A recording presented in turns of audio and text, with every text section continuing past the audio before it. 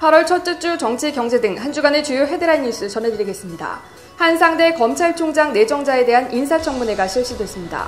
대부업체를 통해 대출을 받은 대학생이 5만 명에 이르는 것으로 집계됐습니다. 수해 지역 복구 작업이 막바지에 이르렀습니다. 김원준 씨와 박소연 씨가 열애설을 부인했습니다. 시청자 여러분 안녕하십니까? 임유진입니다. 국회 법제사법위원회가 한상대 검찰총장 내정자에 대한 인사청문회를 실시했습니다. 한상대 내정자는 검찰에 대한 변화와 개혁 요구를 인식하고 있다며 국민으로부터 신뢰받는 검찰, 정치적 중립을 지키는 검찰로 거듭나겠다고 밝혔습니다. 청문회에서 한나라당은 한상대 내정자가 검찰총장으로 적임자임을 부각시킨 반면 민주당 등 야당은 병역 기피, 위장 전입 등 각종 의혹을 추궁하며 자진 사퇴를 촉구했습니다. 한상대 내정자에 대한 청문 보고서 채택 여부는 오는 9일 결정됩니다. 금융당국이 대학생 대출 실태를 조사한 결과 대부업체를 통해 대출을 받은 대학생 5만 명, 대출금 총액 800억 원에 이르는 것으로 나타났습니다.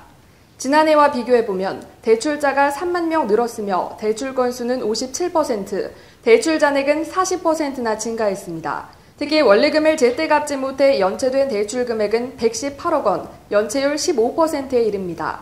이는 2010년 대부업체 전체 연체율보다 2배나 높은 수치입니다. 이에 금융당국은 하반기 대부업체 검사에서 대학생 대출 취급의 적정성과 불법 채권 추심 여부를 중점 점검하겠다고 밝혔습니다.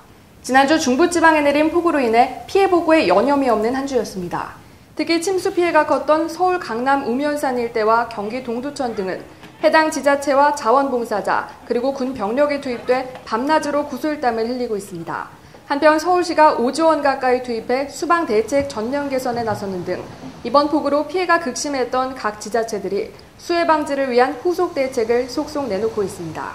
MBC 가상결혼 프로그램 우리 결혼했어요의 최고령 커플 김원준, 박소연 씨가 정식으로 교제 중이라고 알려졌지만 당사자들이 부인했습니다.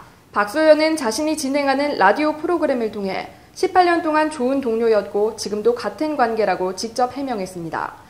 김원준, 박소연 씨의 열애설은 해프닝으로 끝이 났지만 팬들은 오히려 두 사람의 교제를 부추기고 있어 훈훈한 상황이 이어지고 있습니다. 지금까지 한 주간의 주요 헤드라인 뉴스 전해드렸습니다.